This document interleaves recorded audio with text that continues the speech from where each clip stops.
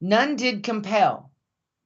For so the king had appointed to all the officers of his house that they should do according to every man's pleasure. Also Vashti the queen made a feast for the women in the royal house, which belonged to King Ahasuerus. On the 7th day, when the heart of the king was merry with wine, he commanded Mehuman, Biztha, Harbona, Bigtha, and Abagtha, Zethar, and Carcass, the 7 chamberlains that served in the presence of Ahasuerus the king, to bring Vashti, the queen, before the king with the crown royal, to show the people and the princes her beauty. He wants to show her off. He's wasted, okay? The king is wasted. Hi, Dusty. The king is wasted. We're in Esther chapter 1. This is verse 11. The king is wasted. He wants the queen to come before him. And it says in verse 11, to bring Vashti the queen before the king with the crown royal. He wants her decked out and wearing her crown. To show the people and the princes her beauty. He wants to show her off. Okay? For she was fair to look on. But the queen Vashti refused to come at the king's commandment by his chamberlains. She said, I'm not going out there and parading myself among all you drunks. So, therefore was the king very wroth, and his anger burned in him. Then the king said to the wise men, which knew the times, for so was the king's manner toward all that knew law and judgment. And the next unto him was Karshena, Shathar, Admathah, Tarshish, Merez, Marsanah, and Memecon, the 7 princes of Persia and Media, which saw the king's face, and which sat the first in the kingdom. What shall we do unto the queen Vashti according to law, because she hath not performed the commandment of the king Ahasuerus by the chamberlains? Esther chapter 1, verse 16. And Memecon answered before the king and the princes, Vashti the queen hath not done wrong to the king only, but also to all the princes, and to all the people that are in all the provinces of the king Ahasuerus. Yeah, they're going to make a huge, big deal out of her not wanting to come and parade herself before all these drunks. In verse 17, for this deed of the queen shall come abroad unto all women, so that they shall despise their husbands in their eyes when it shall be reported. The king Ahasuerus commanded Vashti the queen to be brought in before him, but she came not. I don't know. Dusty says, I wonder how they came up with weird names back in the day. Who knows? Who knows? They could have been, kinder about picking something that's easily pronounceable, couldn't they? Esther chapter 1, verse 18. Likewise shall the ladies of Persia and Media say this day unto all the king's princes, which have heard of the deeds of the queen. They're scared to death that Vashti's example will cause all the women of the kingdom to defy their husbands. What a crock, okay? Hey, men, if you're respect worthy, you'll be respected, okay? Thus shall there arise too much contempt and wrath. If it please the king, let there go a royal commandment from him, and let it be written among the laws of the Persians and the Medes, that it be not altered, that Vashti come no more before the king Ahasuerus, and let the king give her royal estate unto another that is better than she. And when the king's decree which he shall make shall be published throughout all his empire, for it is great, all the wives shall give to their husbands honor, both to great and small. They don't know women, do they? They don't realize that they have to be respect worthy to receive respect. Yeah, you can force it on someone who's weaker than you, but that's not cool, is it? That's not they might, the women in such a situation, they might show respect, but they're not feeling it in here. Okay. And that's the whole goal, isn't it, men, for women to feel it in here? If you're respect worthy, you'll receive respect. In verse 21, and the saying pleased the king and the princes, and the king did according to the word of Memucan. Hello, Jim. We're in Esther chapter 1. We're going into verse 22. For he sent letters into all the king's provinces, into every province according to the writing thereof, and to every people after their language, that every man should bear rule in his own house, and that it should be published according to the language of every people. Let me look over here. Let me see if Troy's got us up on YouTube, because I want to, yes, he does. Glory to God. I want to be able to monitor this chat room as well. And if you guys on Facebook, if you don't like seeing the green screen and you'd rather see all the cool graphics that the network does, we are live on CUBN Live on YouTube. The channel is CUBN Live. And if you go to that channel, you'll see the live broadcast. Okay. And with all the graphics. Okay. All right. Now, in verse 22 of Esther chapter 1, for he sent letters unto all the king's provinces, into every province according to the writing thereof, and to every people after their language, that every man should bear rule in his own house, and that it should be published according to the language of every people.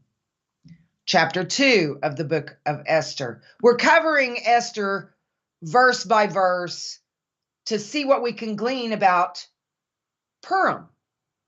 Okay, because Purim is coming up now next Monday, Tuesday, and also Wednesday in Jerusalem. But if this is the time when Russia, Turkey, and Iran come down against Israel, Purim is based on this story here. So it's important to know it.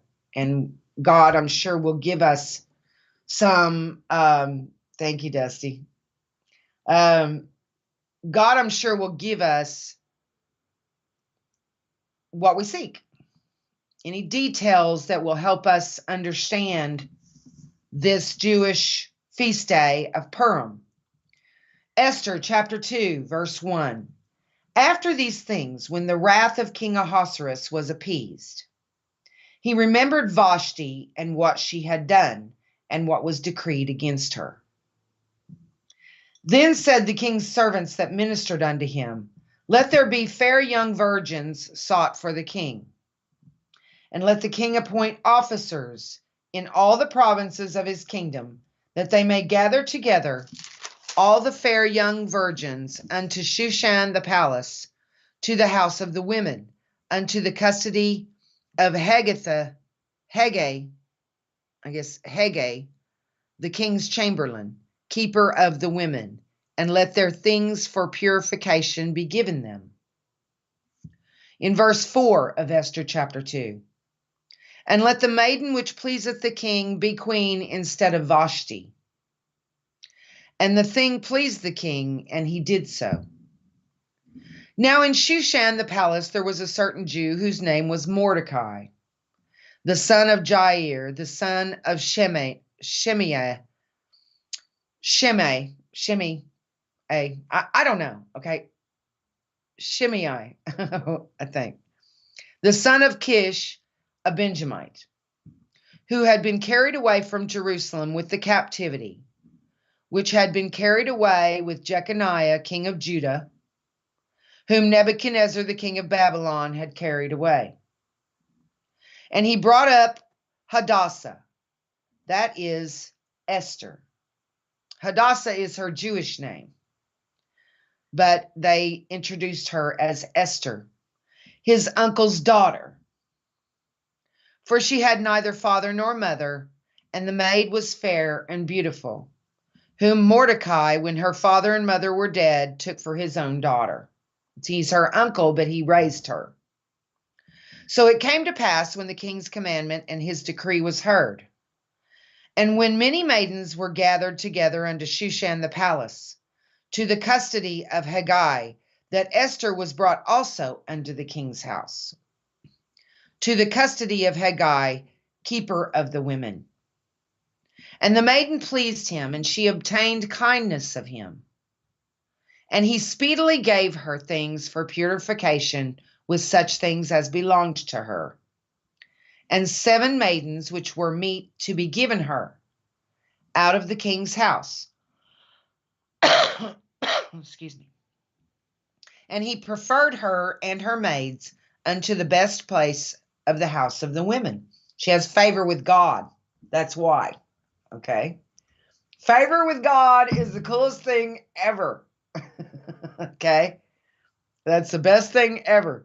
In Esther chapter 2, verse 10, Esther had not showed her people nor her kindred, for Mordecai had charged her that she should not show it. So she didn't say that she was Jewish. And Mordecai walked every day before the court of the women's house to know how Esther did and what should become of her. Now, when every maid's turn was come to go in to King Ahasuerus, after that she had been 12 months according to the manner of the women, for so were the days of their purifications accomplished, to wit, 6 months with oil of myrrh, and 6 months with sweet odors, and with other things for the purifying of the women. Okay.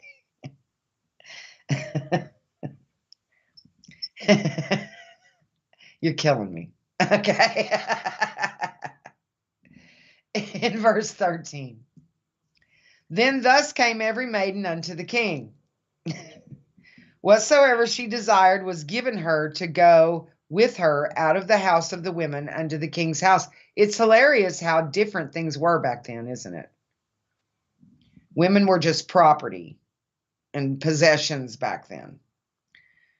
In verse 14 of Esther chapter 2, in the evening she went, and on the morrow she returned into the second house of the women, to the custody of Shaashgaz, the king's chamberlain, which kept the concubines.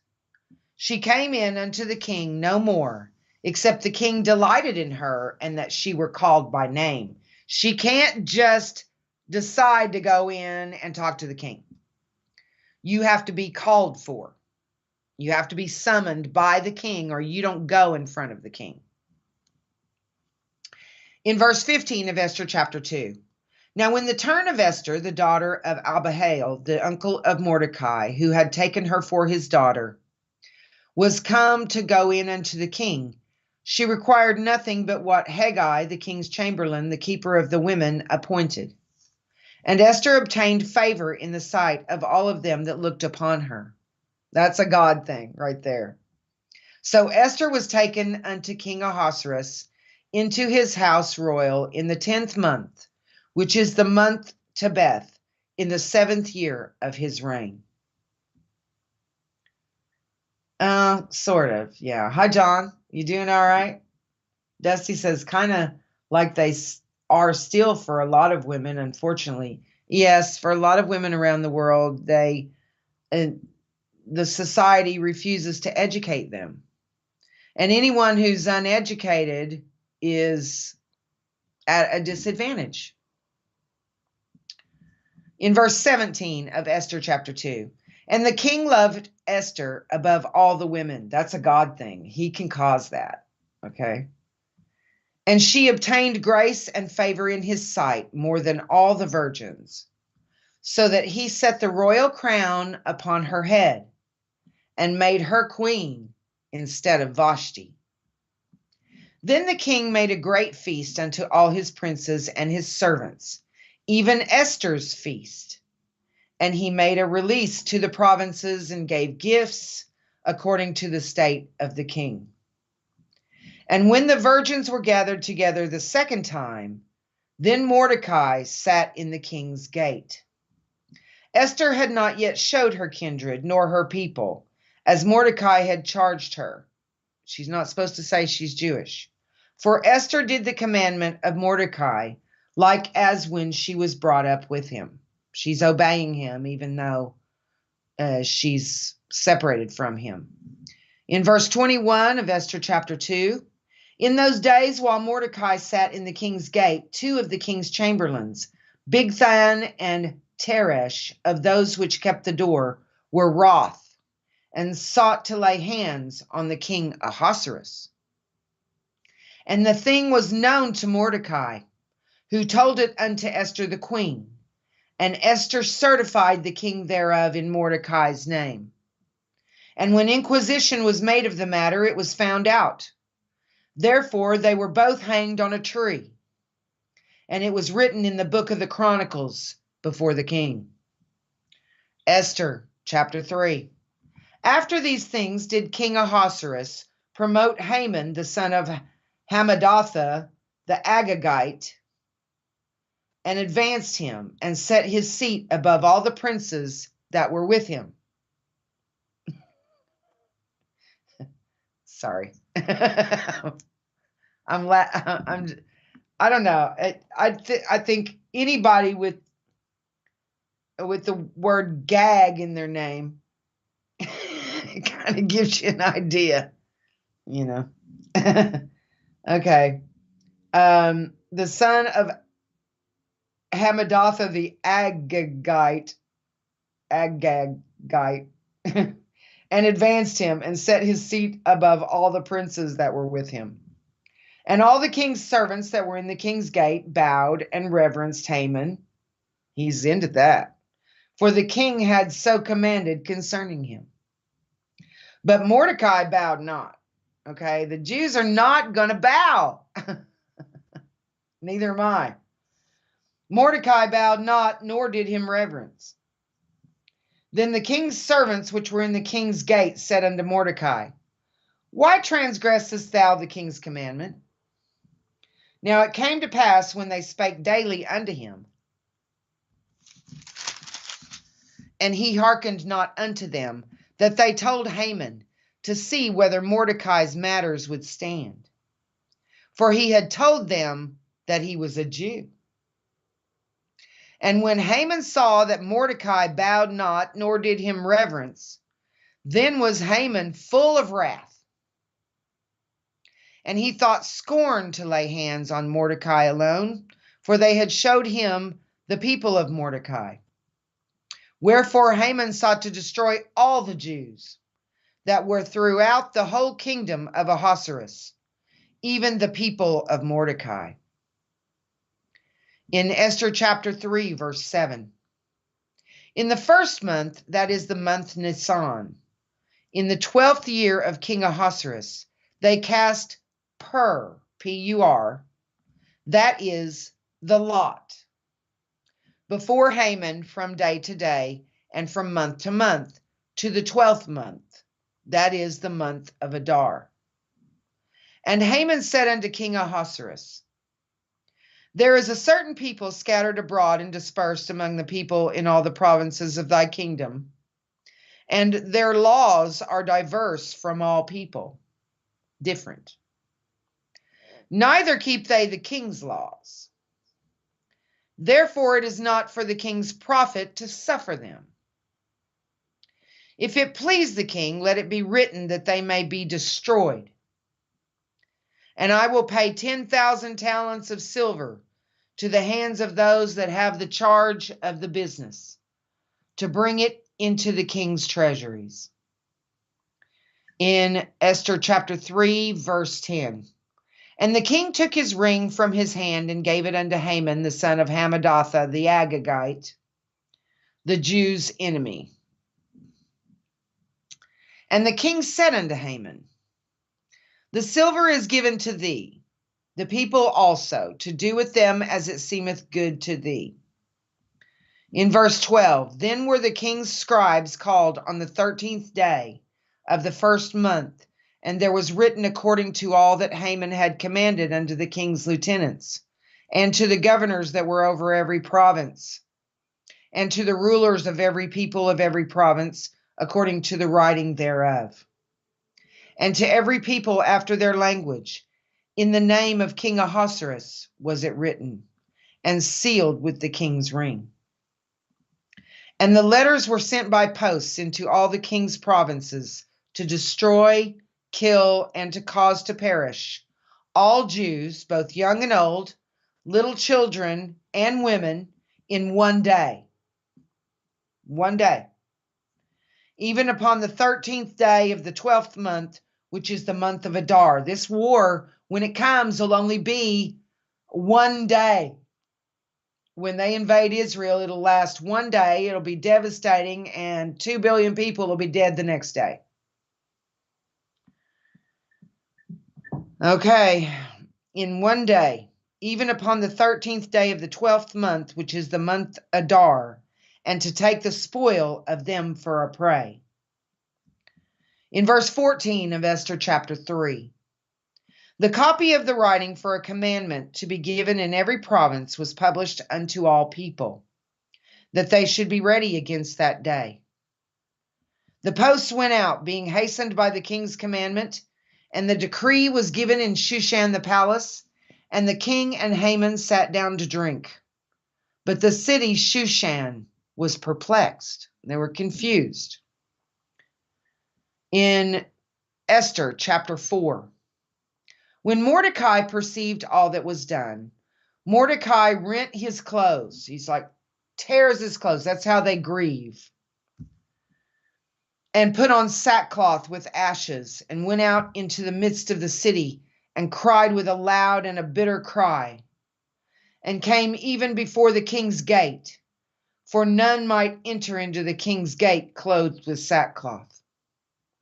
And in every province, whithersoever the king's commandment and his decree came, there was great mourning among the Jews, and fasting, and weeping, and wailing, and many lay in sackcloth and ashes. So Esther's maids and her chamberlains came and told it her. Then was the queen exceedingly grieved, and she sent raiment to clothe Mordecai, and to take away his sackcloth from him, but he received it not.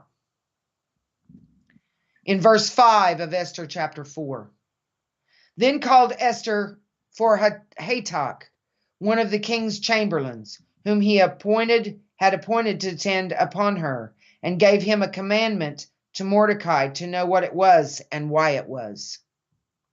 So Hatak went forth to Mordecai unto the street of the city which was before the king's gate. And Mordecai told him of all that had happened unto him, and of the sum of money that Haman had promised to pay to the king's treasuries for the Jews to destroy them. Also he gave him the copy of the writing of the decree that was given at Shushan to destroy them, to show it unto Esther, and to declare it unto her, and to charge her that she should go in unto the king to make supplication unto him, and to make request before him for her people. And Hatak came and told Esther the words of Mordecai. Again Esther spake unto Hatak, and gave him commandment unto Mordecai. All the king's servants and the people of the king's provinces do know that whosoever, whether man or woman, shall come unto the king into the inner court, who is not called, there is one law of his to put him to death, except such to whom the king shall hold out the golden scepter, that he may live. But I have not been called to come in unto the king these 30 days. Excuse me. And they told to Mordecai Esther's words.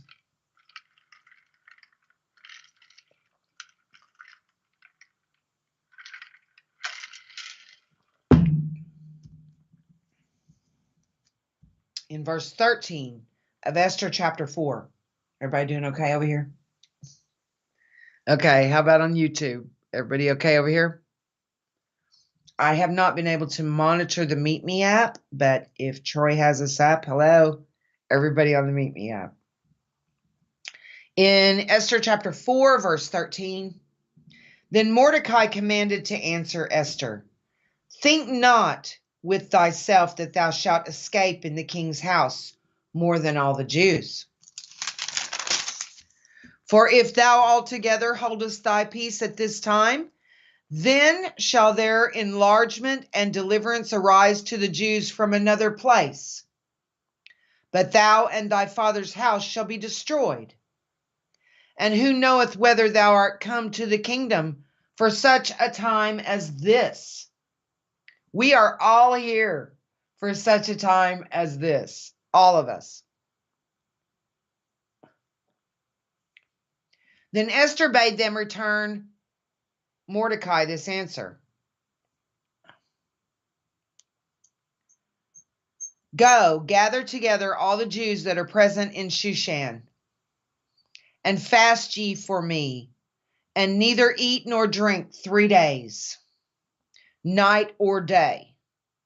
I also and my maidens will fast likewise. And so will I go in unto the king, which is not according to the law, and if I perish, I perish. So Mordecai went his way, and did according to all that Esther had commanded him. Esther chapter 5.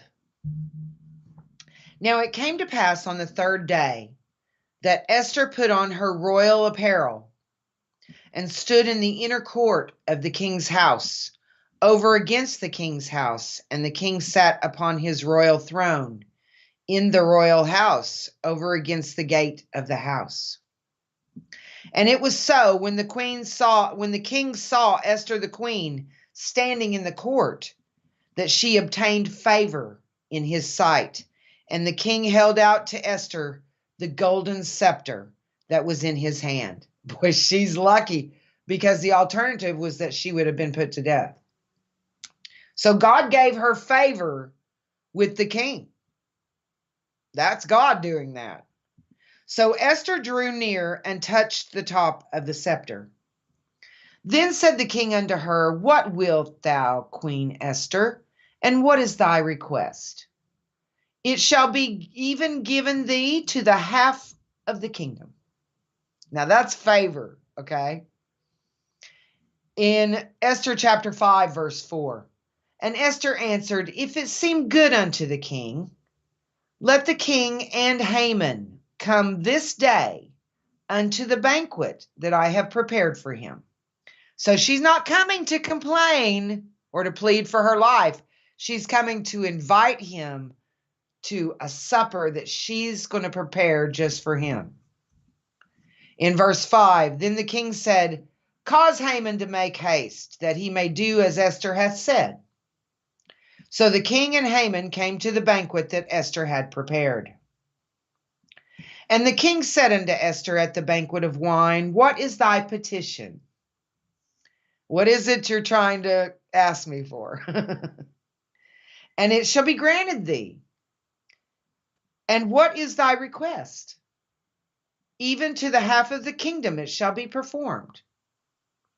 Then answered Esther and said, My petition and my request is, if I have found favor in the sight of the king, and if it please the king to grant my petition and to perform my request, let the king and Haman come to the banquet that I shall prepare for them, and I will do tomorrow as the king has said. So she's saying, come again to another banquet I'll prepare for you tomorrow, and I will give you my request. In verse 9, then went Haman forth that day, joyful and with a glad heart. For a wicked man, that's not too easy, okay? But when Haman saw Mordecai in the king's gate, that he stood not up nor moved for him, he was full of indignation against Mordecai. Nevertheless, Haman refrained himself, and when he came home, he sent and called for his friends and Zeresh, his wife. And Haman told them of the glory of his riches and the multitude of his children and all the things wherein the king had promoted him, and how he had advanced him above the princes and servants of the king. Esther chapter 5, verse 12. And Haman said moreover, Yea, Esther the queen did let no man come in with the king unto the banquet that she had prepared but myself. And tomorrow I am invited unto her also with the king. Yet all this availeth me nothing, so long as I see Mordecai the Jew sitting at the king's gate. He hates that. Then said Zeresh his wife and all his friends unto him, Let a gallows be made of 50 cubits high, and tomorrow speak thou unto the king that Mordecai may be hanged thereon.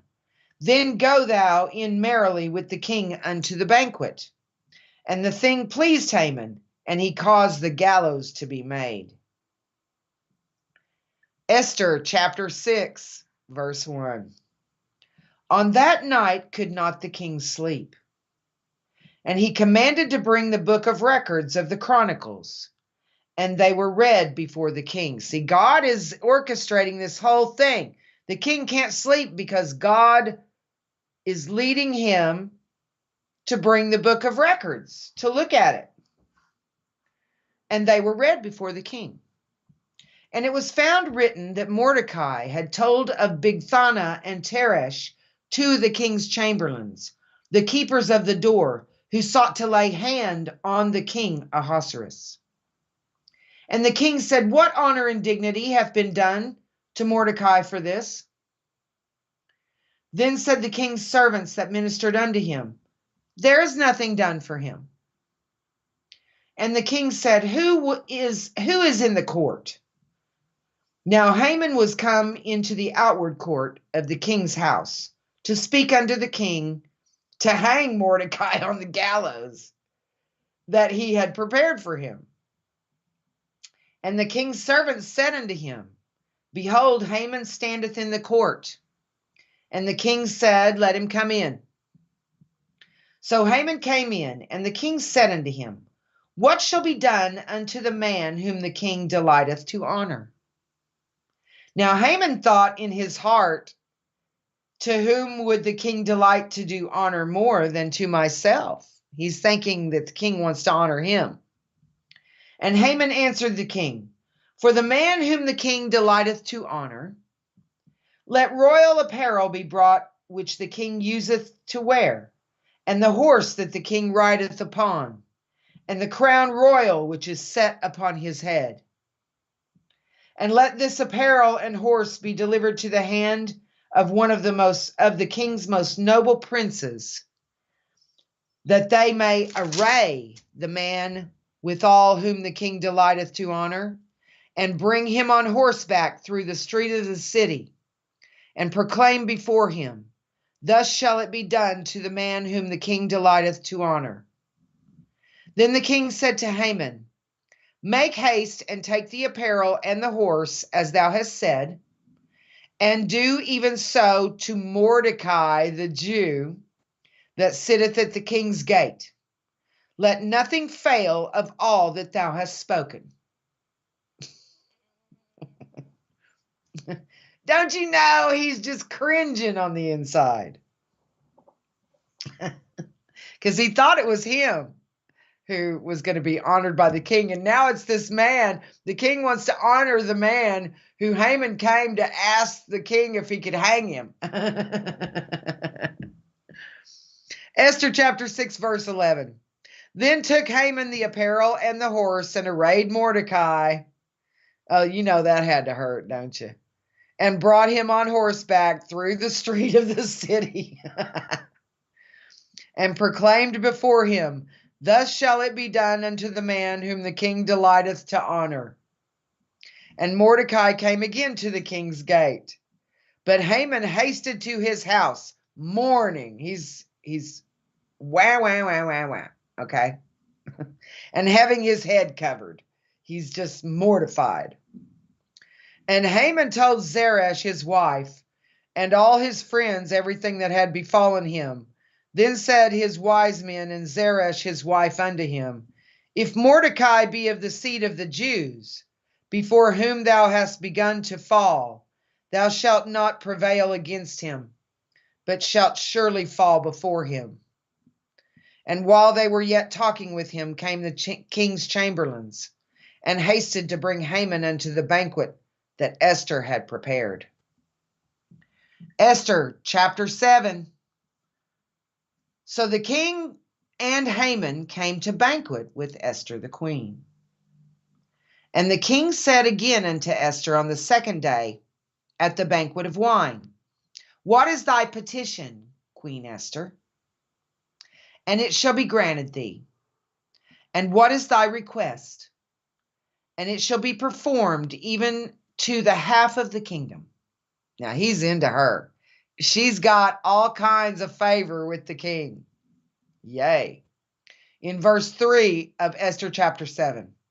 Then Esther the queen answered and said, If I have found favor in thy sight, O king, and if it please the king, let my life be given me at my petition, and my people at my request. For we are sold, I and my people, to be destroyed, to be slain, and to perish. But if we had been sold for bondmen and bondwomen, just sold into slavery, I had held my tongue. She's saying, if we were just going to be sold into slavery, I wouldn't be making this request.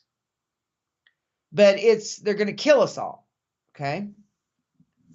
Although the enemy could not countervail the king's damage. Then the king Ahasuerus answered and said unto Esther the queen, Who is he and where is he that durst presume in his heart to do so? And Esther said, The adversary and enemy is this wicked Haman. Then Haman was afraid before the king and the queen. Yeah, he should be.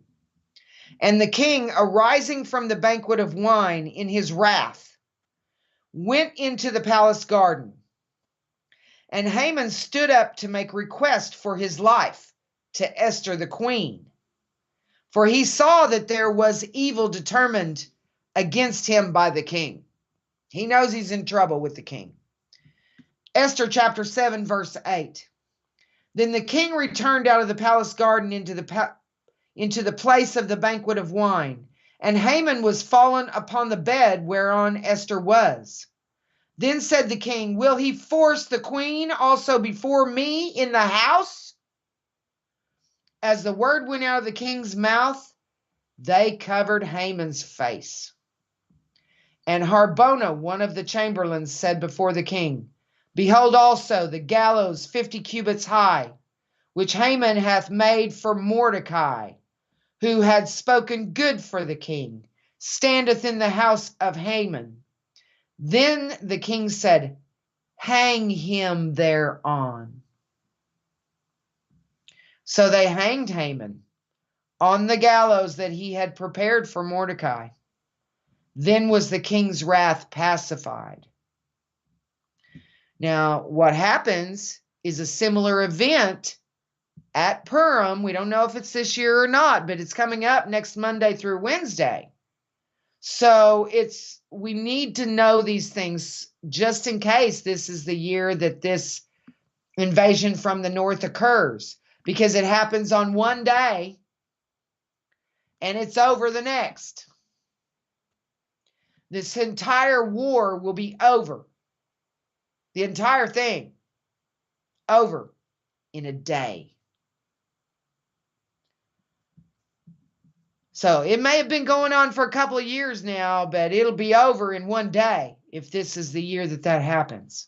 But that will be one seriously devastating day for Russia, Iran, Turkey, East Germany, Libya, Ethiopia, the countries of Northern Africa, Eastern Europe, Western Asia. It's going to be terrible for all that whole area. Esther chapter 8. On that day did the king Ahasuerus give the house of Haman, the Jews' enemy, unto Esther the queen. Now, what's going to happen is that when all of those enemies of Israel drop dead in the valley of the passengers, Israel goes and takes all of their vehicles, their weapons, takes all the spoil. And Mordecai came before the king, for Esther had told what he was unto her uncle. And the king took off his ring, which he had taken from Haman, and gave it unto Mordecai. And Esther set Mordecai over the house of Haman. So now Mordecai owns Haman's house, and his family is subject to whatever Mordecai chooses. And Esther spake yet again before the king, and fell down at his feet, and besought him with tears to put away the mischief of Haman the Agagite, and his device that he had devised against the Jews. Then the king held out the golden scepter toward Esther. So Esther arose and stood before the king. Now she just came before him again, and he extended the scepter to her, but he could have had her put to death either one of those two times. Then the king held out the golden scepter toward Esther. So Esther arose and stood before the king, and said, If it please the king, and if I have found favor in his sight, and the things seem right before the king, and I be pleasing in his eyes, let it be written to reverse the letters devised by Haman, the son of Hammedatha the Agagite, which he wrote to destroy the Jews, which are in all the king's provinces. For how can I endure to see the evil that shall come unto my people? Or how can I endure to see the destruction of my kindred? Then the king Ahasuerus said unto Esther the queen, and to Mordecai the Jew, Behold, I have given Esther the house of Haman, and him they have hanged upon the gallows, because he laid his hand upon the Jews. Write ye also for the Jews as it liketh you, in the king's name, and seal it with the king's ring. For the writing which is written in the king's name, and sealed with the king's ring, may no man reverse. Then were the king's scribes called in at that time in the 3rd month, that is, the month of Sivan, on the 23rd day thereof. And it was written according to all that Mordecai commanded unto the Jews, and to the lieutenants, and the deputies, and the rulers of the provinces which are from India unto Ethiopia, 127 provinces, unto every province according to the writing thereof, and unto every people after their language, and to the Jews according to their writing and according to their language. And he wrote in the king Ahasuerus' name, and sealed it with the king's ring, and sent letters by posts on horseback, and riders on mules, camels, and young dromedaries, wherein the king granted the Jews which were in every city to gather themselves together, and to stand for their life, to destroy, to slay, and to cause to perish all the power of the people and province that would assault them, both little ones and women, and to take the spoil of them for a prey. Upon one day in all the provinces of King Ahasuerus, namely upon the 13th day of the 12th month, which is the month of Adar, that's Purim, the copy of the writing for a commandment to be given in every province was published unto all people, and that the Jews should be ready against that day to avenge themselves on their enemies. That's why I'm saying those 7 thunders, Israel might fire those, what might be 7 nuclear weapons, when they are attacked and face an existential threat. And it would be over in one day. So the Jews should be ready against that day to avenge themselves on their enemies. In verse 14 of Esther chapter 8, so the posts that rode upon mules and camels went out, being hastened and pressed on by the king's commandment. And the decree was given at Shushan the palace.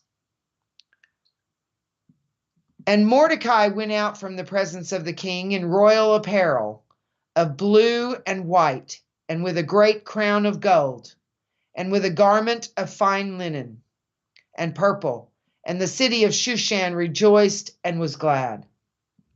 The Jews had light and gladness and joy and honor. And in every province and in every city, whithersoever the king's commandment and his decree came, the Jews had joy and gladness, a feast and a good day. And many of the people of the land became Jews, for the fear of the Jews fell upon them. Amazing, isn't it?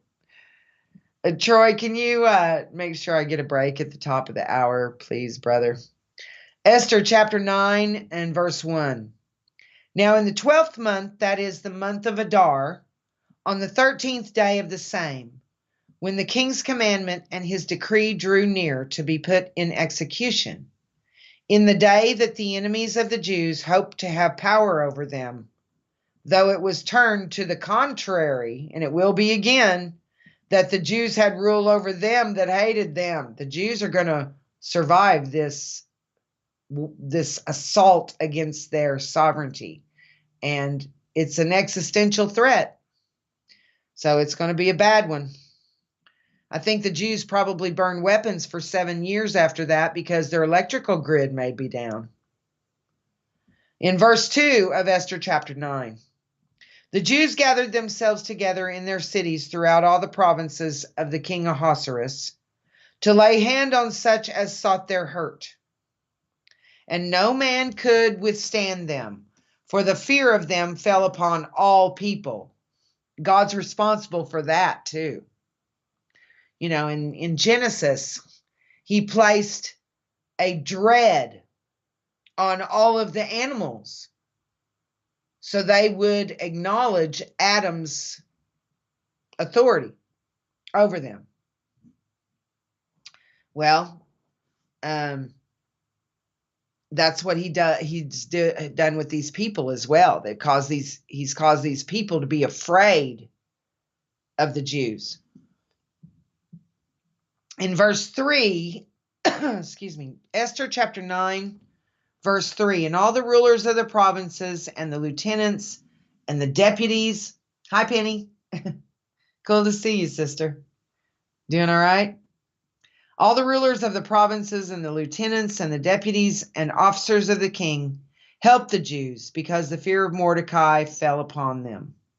This is Esther chapter 9, verse 4. For Mordecai was great in the king's house, and his fame went out throughout all the provinces. For this man Mordecai waxed greater and greater.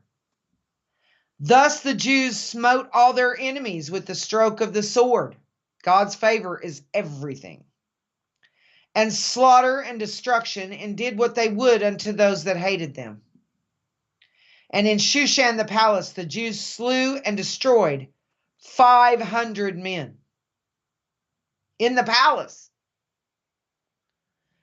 And Parshandatha and Dalphon and Aspatha and Poratha and Adaliah and Aridatha and Parmashta and Arishai and Aradai and Vajezatha. I almost made it through without a mistake, didn't I? And Vajezatha, the 10 sons of Haman, the son of Hamadatha, the enemy of the Jews, slew they. They slew all 10 sons of Haman's. But on the spoil laid they not their hand. On that day, the number of those that were slain in Shushan the palace was brought before the king. And the king said unto Esther the queen, the Jews have slain and destroyed 500 men in Shushan the palace, and the 10 sons of Haman. What have they done in the rest of the king's provinces? Now what is thy petition? And it shall be granted thee. Or what is thy request further? And it shall be done. Still, this amazing favor with the king, even though 500 people were slain in his own palace. In verse 13 of Esther chapter 9, then said Esther, if it please the king, let it be granted to the Jews which are in Shushan to do tomorrow also according unto this day's decree. And let Haman's 10 sons be hanged upon the gallows. And the king commanded it so to be done. And the decree was given at Shushan, and they hanged Haman's 10 sons. For the Jews that were in Shushan gathered themselves together on the 14th day also of the month Adar, and slew 300 men at Shushan. But on the prey they laid not their hand. But the other Jews that were in the king's provinces gathered themselves together and stood for their lives, and had rest from their enemies, and slew of their foes 75,000. 75,000. But they laid not their hands on the prey. So they didn't take all their wealth, they just killed them and left. On the 13th day of the month Adar, and on the 14th day of the same, rested they, and made it a day of feasting and gladness. That's the feast of Purim. So if this is the year this happens, it'll be over in a day.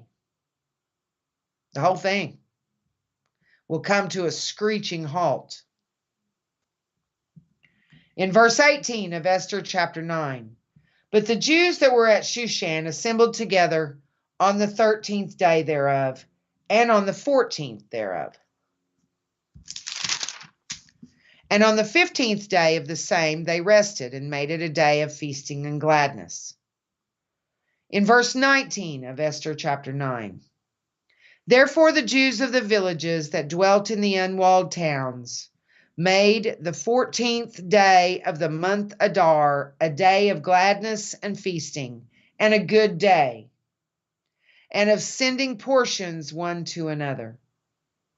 And Mordecai wrote these things and sent letters unto all the Jews that were in all the provinces of the king Ahasuerus, both nigh and far, to establish this among them, that they should keep the 14th day of the month Adar, and the 15th day of the same yearly, as the days wherein the Jews rested from their enemies, and the month which was turned unto them from sorrow to joy, and from mourning unto a good day, that they should make them days of feasting and joy, and of sending portions one to another, and gifts to the poor.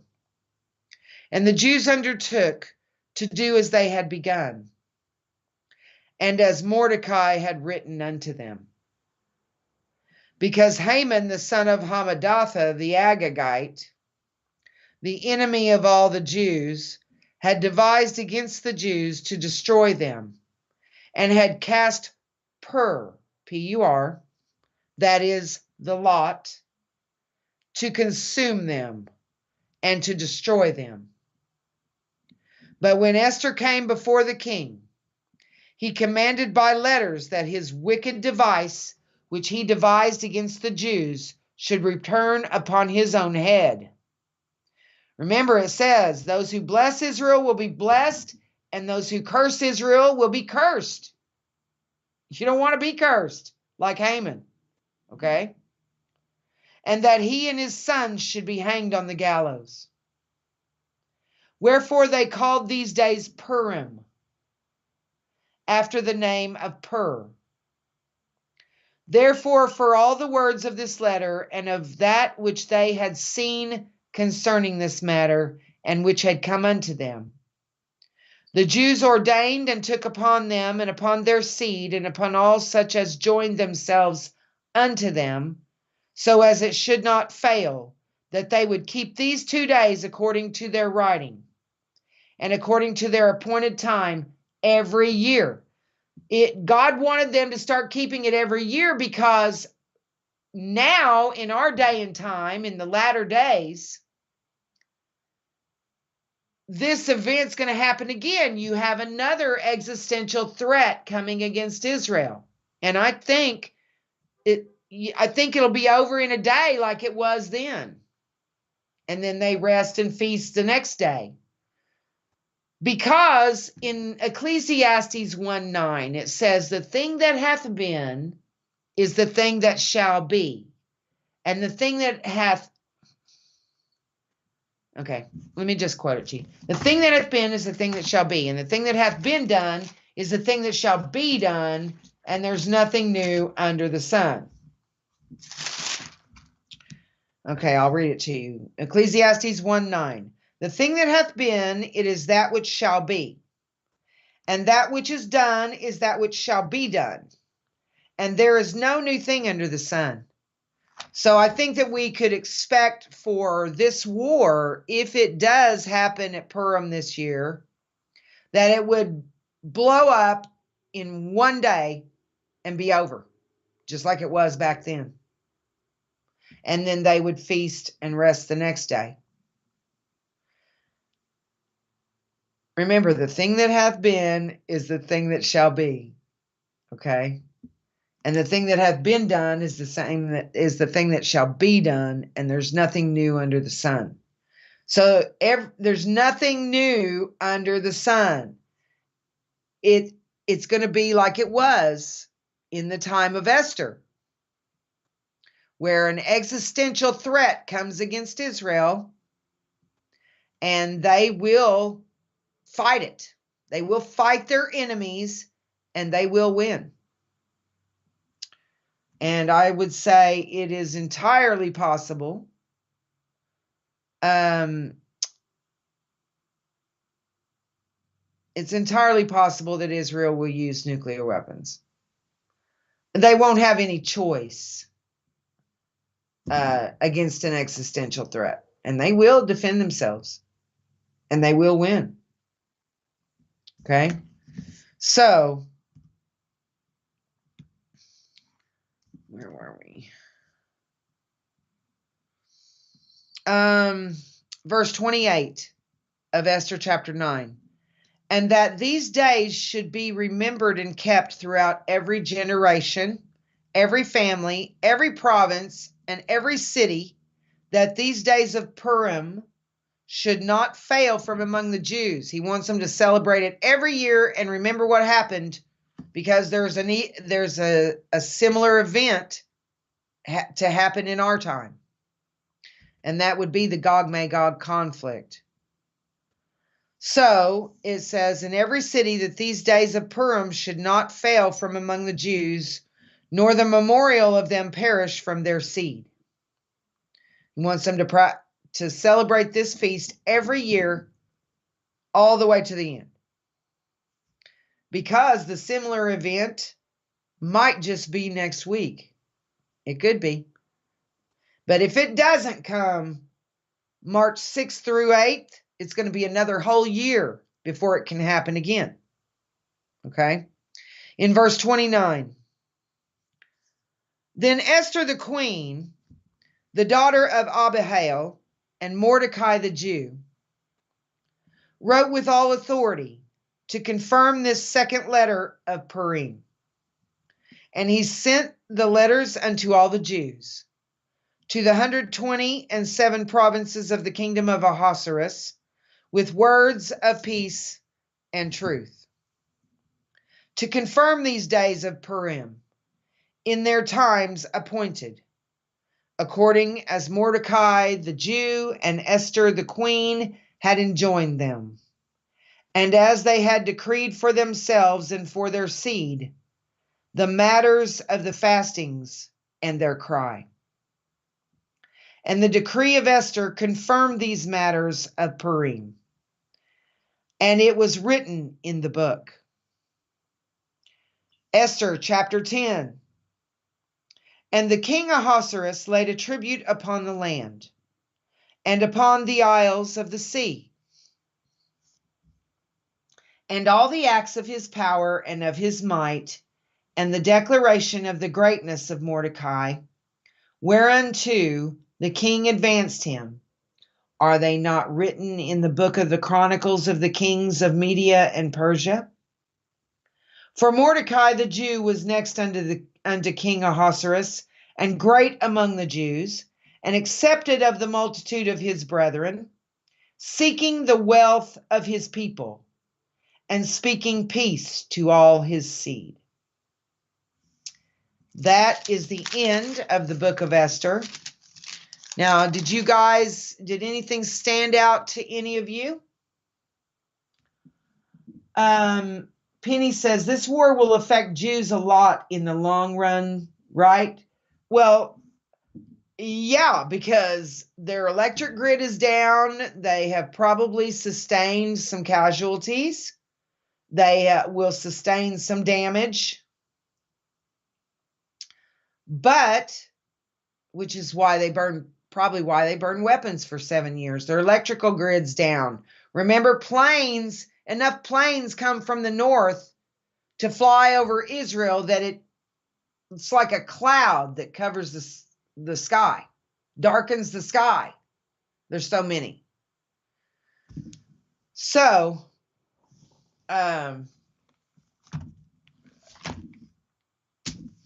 but we should expect this war to only last 1 day, and then it'll be over. If they invade Israel from the north this year on Purim, which is next Monday through Wednesday. But when this happens, it should be over in a day. Should be over in a single day. And then they rest and feast the next day. So if it does happen this year, then it'll put a stop. Then the war will blow up. 2 billion people will die. And it'll be over in 1 day. Totally over. We'll see, won't we? We don't know if it's this year or not. Penny says, I'm hanging in there, kiddos. God's mercies are new every morning, and I count bigly on that. Linda says, yes, Purim Festival is a celebration the day after the killing, so the killing may be over Sunday. I don't know. I think the killing would probably take place on Purim, the first day of Purim. And then they would rest and feast after it's all over. Second day. So remember, the thing that hath been is the thing that shall be. So we get all the details that we can out of the book of Esther. And we know that we know what it means. It means the lot, okay? Russia, Iran, and Turkey are probably going to cast lots or flip a coin or whatever, wondering, should we attack America or Israel?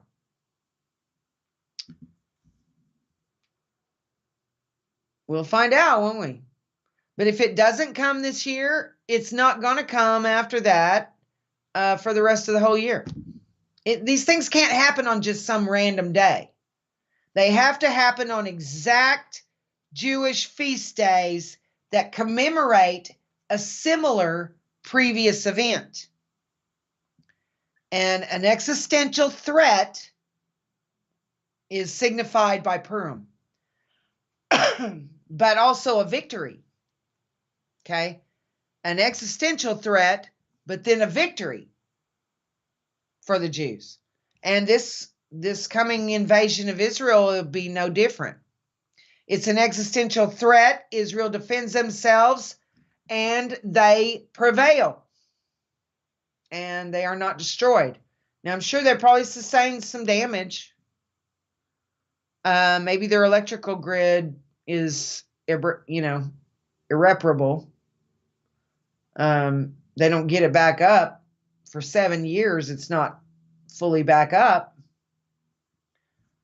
So we'll just have to see what happens. Hopefully the casualties will be very small. Linda says Haman had 10 sons, so I wonder what the significance of that 10. I don't know.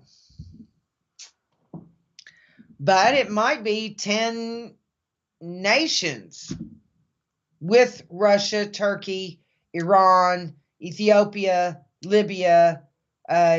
You could have East Germany, on all these bloodthirsty radical Muslim factions, Al-Qaeda, Al-Aqsa Brigades, Islamic Jihad, all of these fringe groups, Hezbollah, Hamas.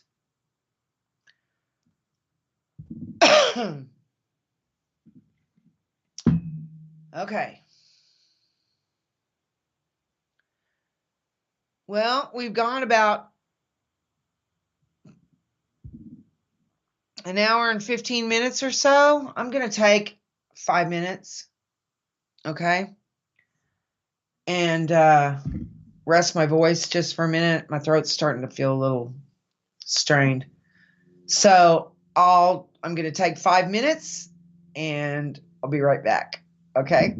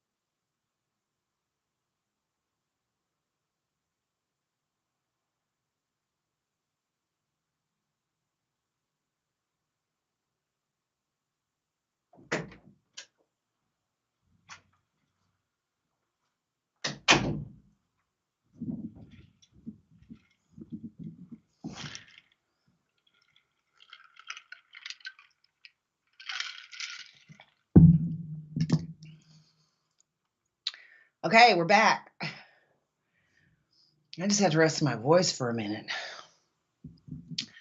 Okay. I don't think we'll need any more breaks now after this.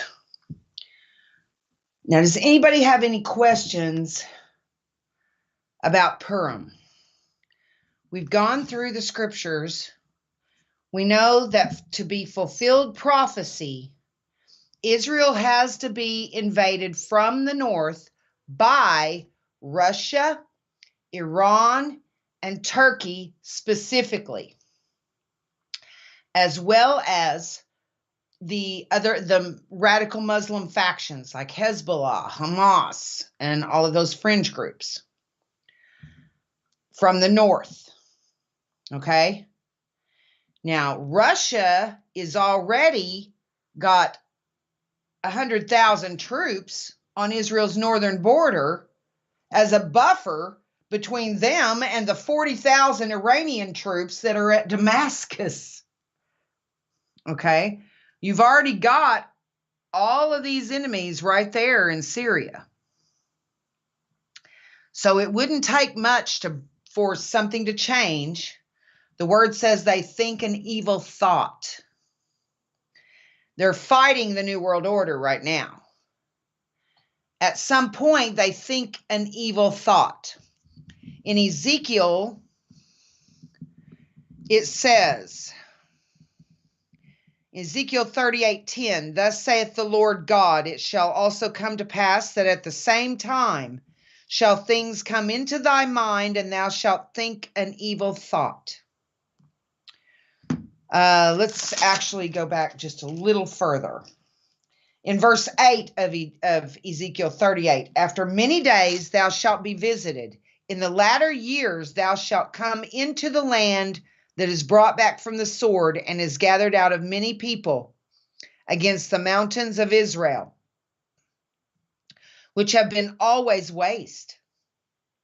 But it is brought forth out of the nations, and they shall dwell safely, all of them. It's talking about the West Bank and all of Israel. In verse 9 of Ezekiel 38, thou shalt ascend. I think that means plains, too. And come like a storm. Thou shalt be like a cloud to cover the land. Thou and all thy bands and many people with thee, lots of plains. Thus saith the Lord God, it shall also come to pass that at the same time shall things come into thy mind, and thou shalt think an evil thought.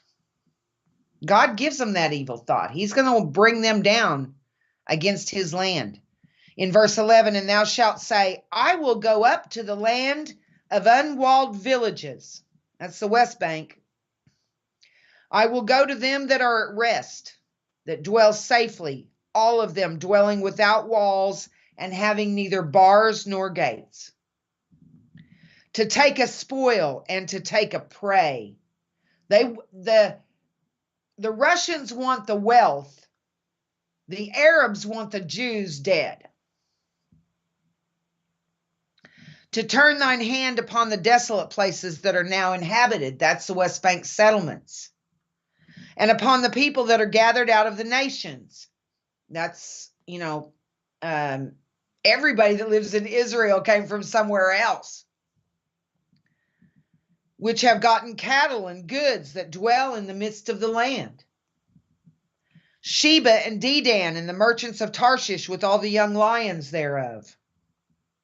Shall say unto thee, now see, that's us, Sheba and Dedan, that's Saudi Arabia, and the merchants of Tarshish. You're looking at the nations that are aligned with the West are going to be saying, art thou come to take a spoil? They're saying this to Russia, Iran, and Turkey, because Israel's protected by the West, okay?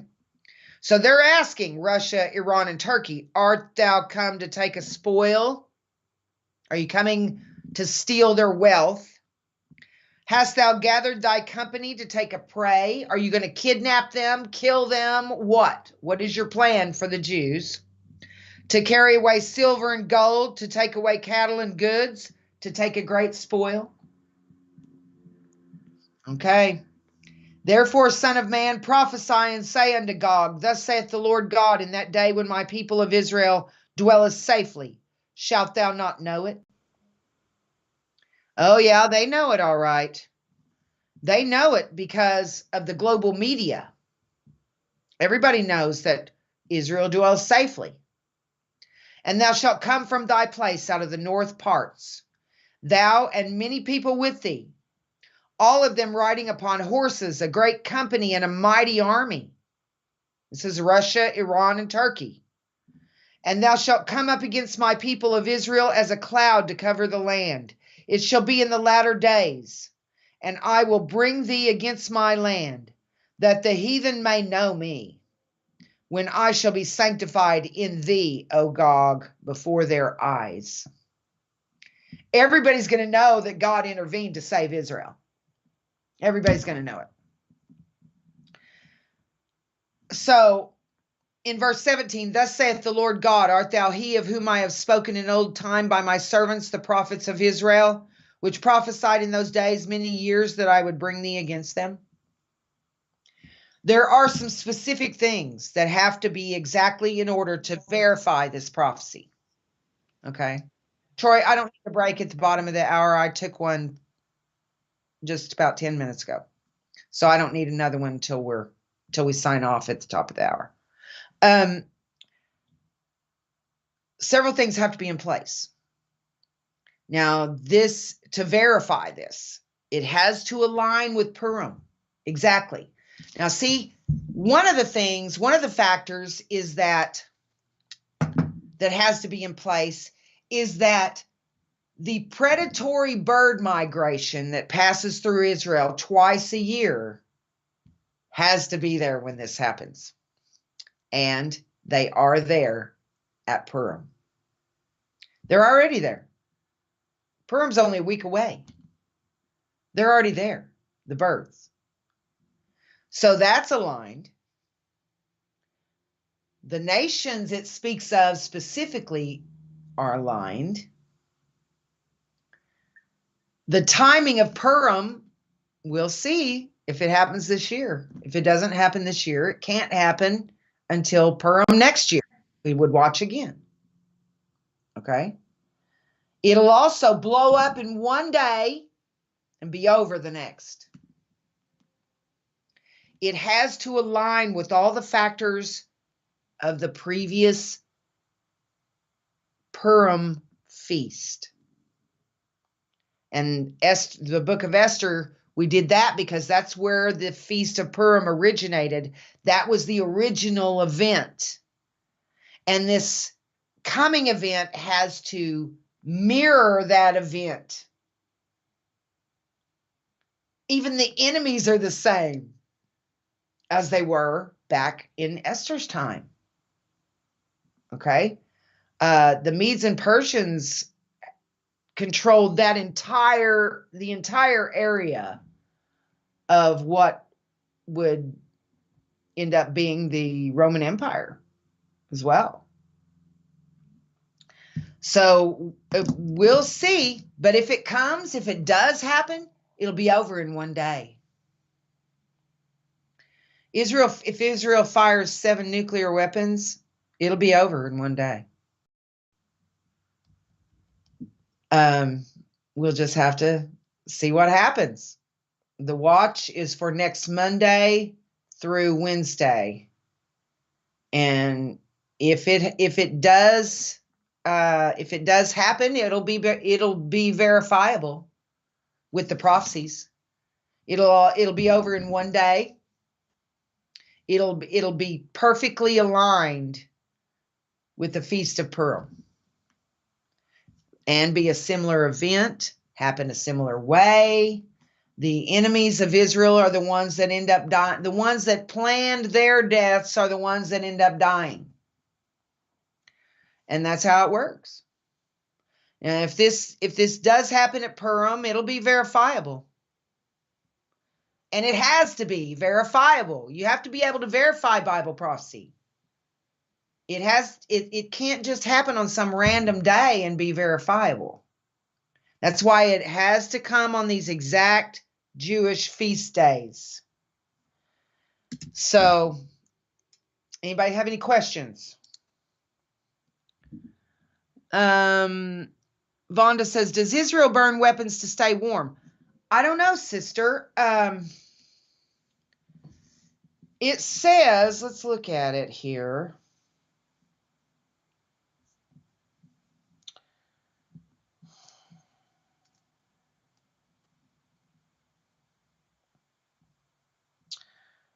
Okay.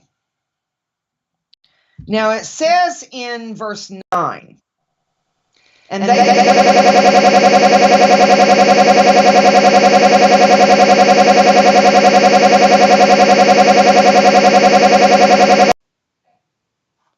okay, okay. I don't know what that was, but let's start reading here in Ezekiel 39, verse 8. Behold, it is come and it is done, saith the Lord God. This is the day whereof I have spoken.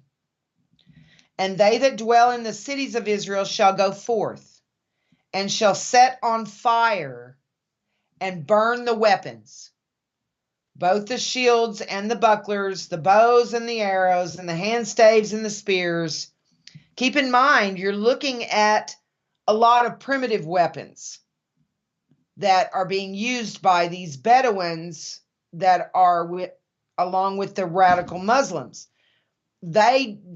You can't expect them to have technology, but they're all fighting with weapons they've made themselves, spears, hand staves. They will burn them with fire, and they shall burn them with fire 7 years. Now, I don't know if they just keep piling them on a bonfire and it takes 7 years to burn them all, or if they have to burn weapons to stay warm because their grid is down.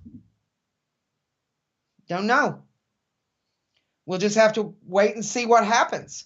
It says, so that they shall take no wood out of the field, neither cut down any out of the forests, for they shall burn the weapons with fire. So if they're not taking any wood out of the field or cutting down any out of the forest, they must need to burn these weapons also to stay warm, to cook, to light their homes. It says they cut no wood out of the field or out of the forests, for they shall burn the weapons with fire. And they shall spoil those that spoiled them and rob those that robbed them. So evidently, their grid is down. And they don't cut wood out of the field or out of any of the forests. They burn the weapons with fire. So it sounds like they need to burn weapons to stay warm, to cook, to light their homes. It's what it looks like. I think so. It's indicating that, normally they aren't going to go take any wood out of the fields or cut down any out of the forests. But they'll burn the weapons with fire. It sounds like they need to use those weapons to cook with, to stay warm, to light their homes, that kind of thing. Now, Penny says, so when it happens, how will it affect us? It might not affect us in America or in any of the Western nations. It may not affect us. It could. But, there are 7 thunders. And, we could get hit if Russia decides to fire a nuke at us. I suppose we could be. But the deaths are not global. They're in 1/4 of the earth. We'll go over to Revelation chapter 6. Now, it's telling us for the fourth seal, I looked and behold a pale horse, and his name that sat on him was Death. Now this would be the fourth seal. This is when the trib actually starts. So this says, and hell followed with him. So we know this is the beginning of the harvest of the tares. It's not the harvest of the children of God. It's the harvest of the tares, the computer-generated opponents, if you will. And power was given unto him over the fourth part of the earth. This is a geographic 1/4, but it's also a demographic 1/4 as far as the deaths go. To kill with sword, that would be, bioweapons, chemical weapons, nuclear weapons. To kill with sword and with hunger. See, when they start using bioweapons, chemical weapons, nuclear weapons, no food is going to grow anymore. They're going to destroy any food that's planted with radiation and all of this, or with other weapons. It's going to affect the food supply. It's going to affect the water supply. So you've got a fourth of the people of the earth dying here by sword, which would be weapons of all kinds, biochemical and nuclear, and with hunger. See, once that happens and they've nuked everything, no food is going to grow. It's not going to be safe. The soil will be tainted. The water will be tainted. The air will be tainted, and everyone's going to die in those areas where everything's tainted.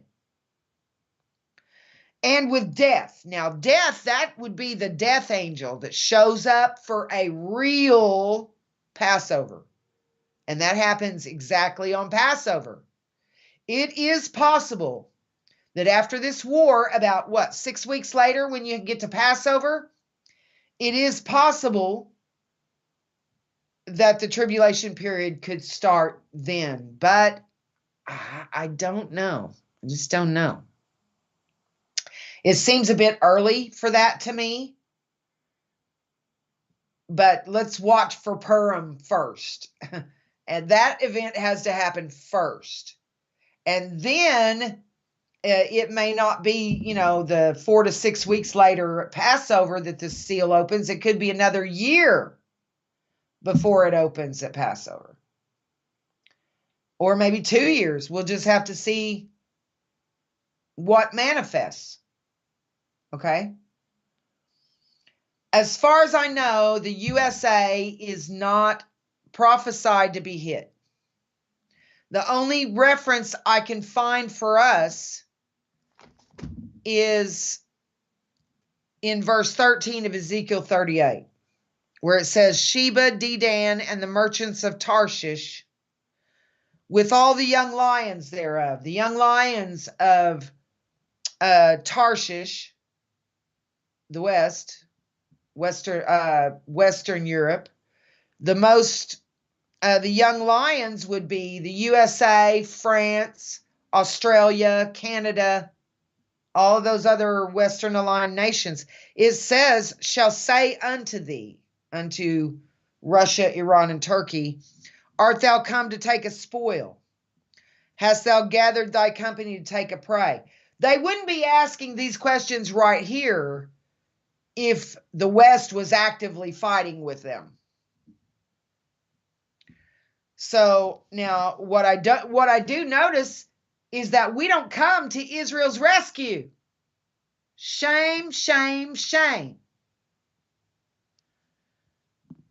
We just sit back and go, what you doing? I hate that, I totally hate that. Penny says, when things begin, I think it will all go quickly. Well, according to the book of Esther, it all blows up in one day. Then it's over. One day. We'll find out, won't we? I don't know if it'll happen this year. If it does, it's next Monday through Wednesday. And we know that because in the scriptures, in Ezekiel 39, there's 4 specific references to Haman and Purim. Okay, 4 references. A matter is established with 2 or 3 witnesses. They changed the name of the valley. See, it's been called the Valley of the Passengers for thousands of years. But after this war, they changed the name of that valley to the Valley of Haman Gog. Well, they wouldn't call it Haman Gog if this had not happened at Purim. Then it says in verse 13 that it'll be a renown. That means it's one of their established Jewish feasts. In verse 15, they've got the name of the valley changed to Haman Gog. Another reference there. And then in verse 16 of Ezekiel 39, then it says they named the city Haman again. And this city probably is not yet constructed. It's probably something that they will construct in northern Israel for all the workers that need to be there to bury all of these hundreds of thousands of bodies. And they're going to cleanse the land. So we'll just have to wait and see if it happens. Does anybody else have any questions? Linda says, possibly the trees and wood in the fields could be tainted. The war may also destroy oil pipelines and supply. Let me see what you're saying here.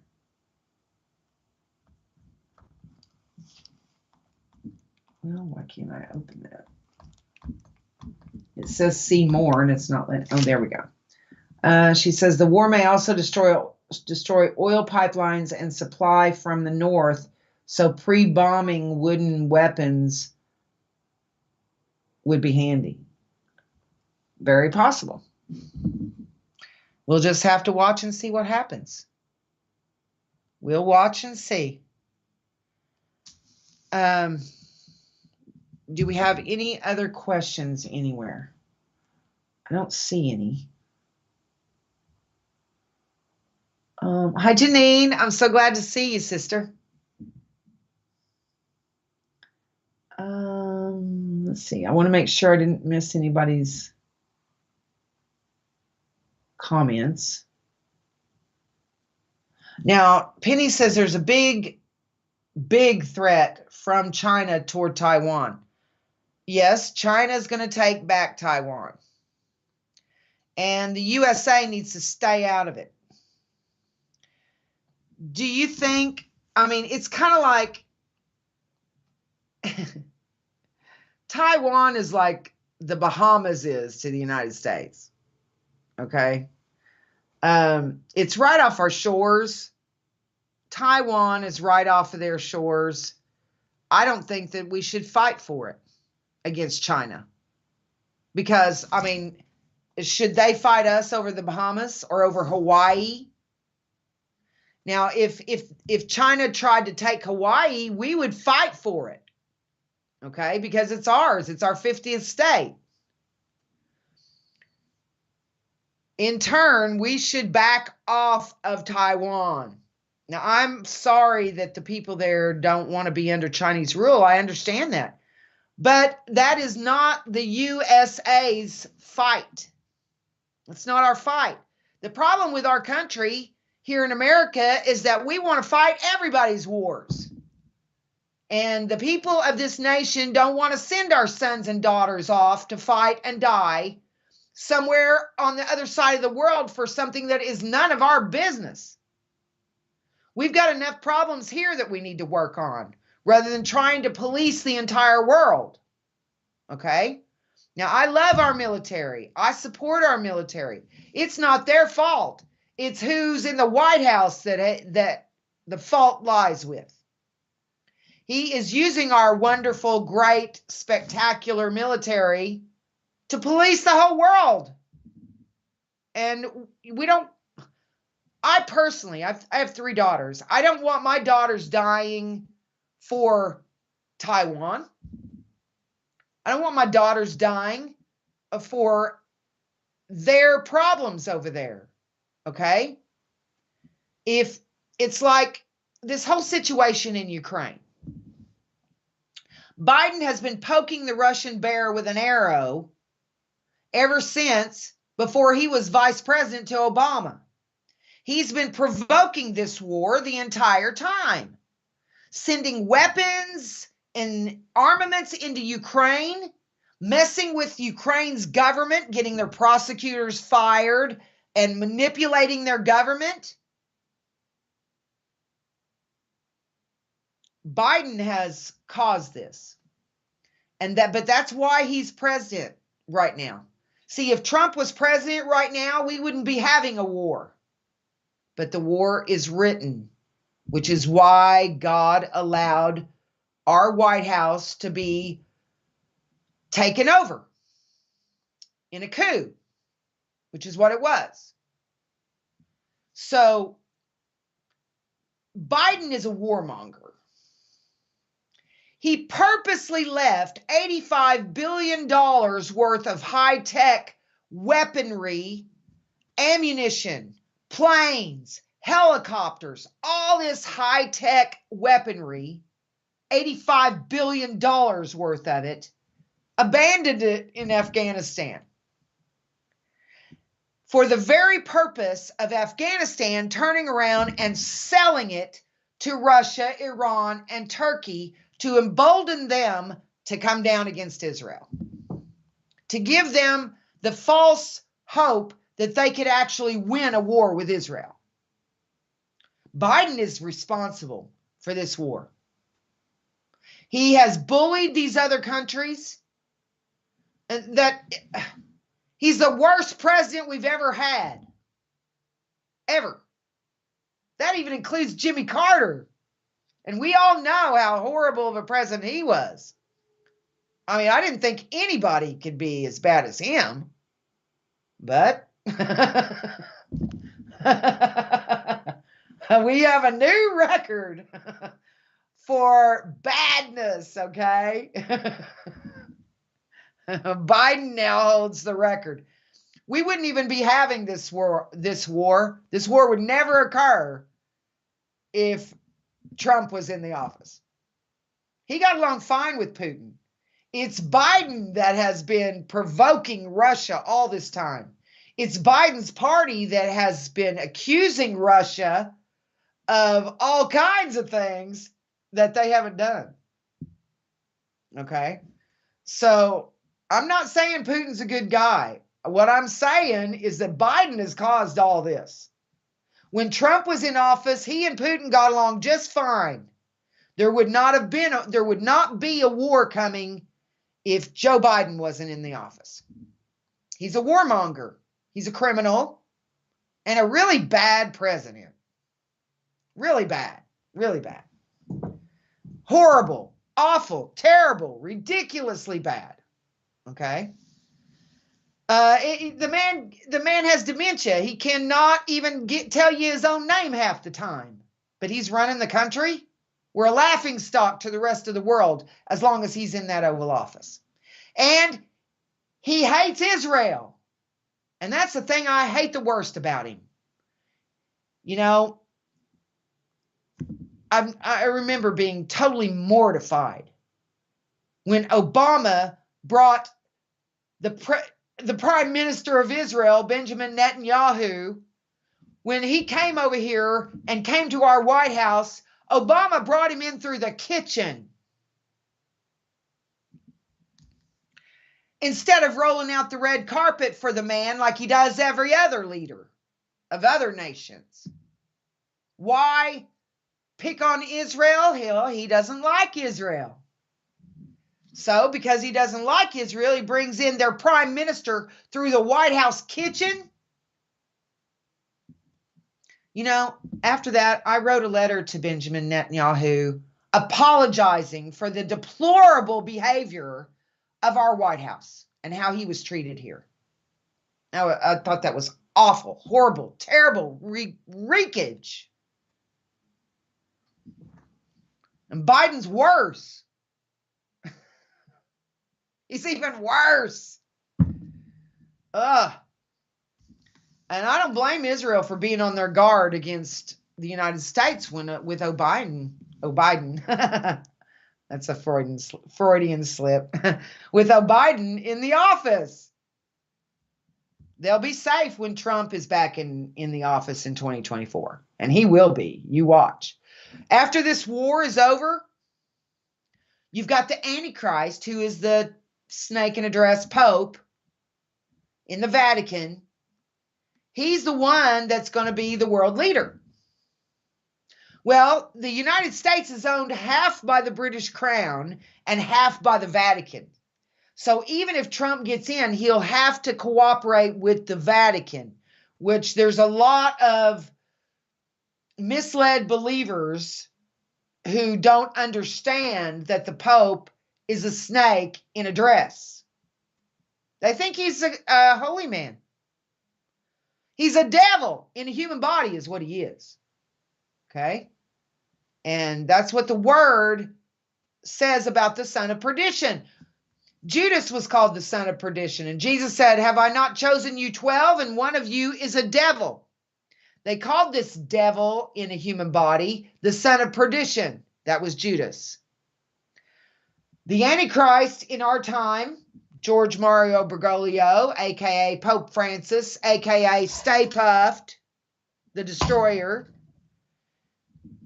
He's also referred to as the son of perdition. That means he's a devil in a human body. He's not a human in a human body.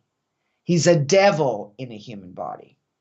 He's even said publicly that he does his spiritual exercises, right? He does his spiritual exercises, and when he does those, a luminous serpent appears to him. You would think that's a dead giveaway, right? A serpent. Duh.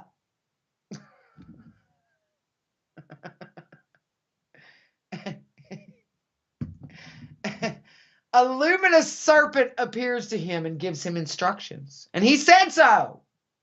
He even said so himself. The snake.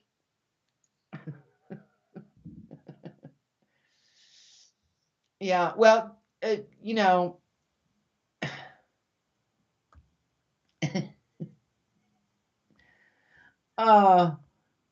Penny said, we are vested big in Taiwan money. Biden has sworn to be involved. Yeah, because he's a slime ball.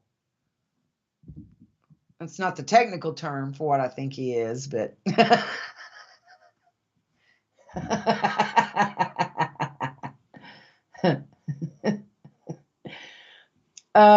Penny says there are rumors of recruitment for Ukraine. Yeah, they're trying to get people to go over there and fight Ukraine's war. But you know what? I saw where 2 men had taken vacation, right, from their jobs that live in America.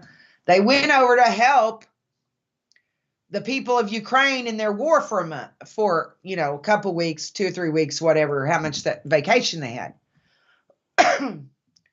Yes, he is a bad Catholic, Linda. You're right. There's a lot of real believers in the Catholic Church. They just don't know that their Pope is the son of perdition. But they should, if they study the word, because he defies 7 out of 10 of the 10 commandments. Openly, blatantly defies them. That should be a good clue. He also sits on a throne in the house of God, showing himself that he's God, doesn't he? Sits on a throne, letting all these world leaders come and bow down to him, kiss his nasty ring. Slime ball. Okay. Hi, Karen. Welcome. Yeah, he is a bad Catholic, Linda. Dusty said wreakage.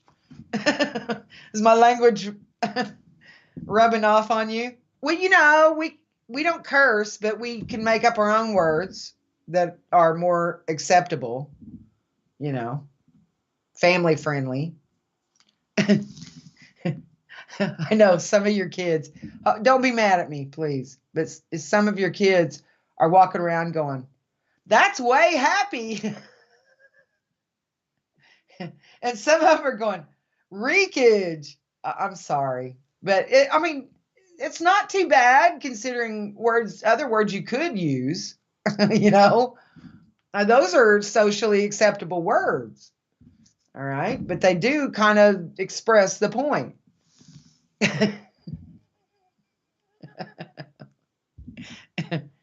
Does anybody have any questions? Dusty said reekage. Yeah, that's a pretty good word, don't you think? It works for me. We've only got just like one more minute. My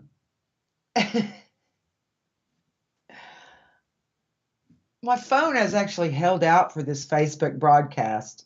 How about Linda says makes her crave biting marshmallows. Shall we?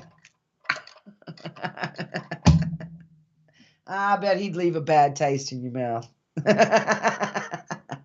We'd have to roast him first. Oh, you love squeakage, Dusty? That's one of my terms also. Reekage, squeakage, carnage. Make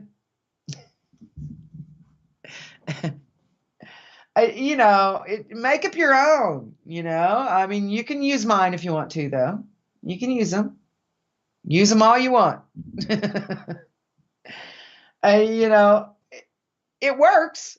It does express, displeasure without saying some of the more unacceptable words and keeping it family friendly. Okay. I love you too. God bless you, Penny. I'm so glad that you're here. I'm glad all of you are here. I love you guys so much, and I'm just appreciate that you come to the studies. I'm going to study with or without you, but it's fun to get together and study together, isn't it? God really blesses us, and he shows us such cool and wonderful things. Glory to his wonderful name. We just adore him, love him, praise him, thank him. And, I was saying on my wall earlier today that I'm willing to bow down before Jesus, and I'm happy and thankful and eager to do so. But I am never bowing down to anybody else. Never. Never. Not bowing down to that snake in a dress or any of his flunkies. It's not happening. Not going to do it. I bow down before Jesus because he's worthy. He has actually earned my respect and devotion. He doesn't demand it. He's earned it. Well, the snake in a dress hasn't earned it, okay? He hasn't earned it, and he's not going to get it. So, you know what he can do,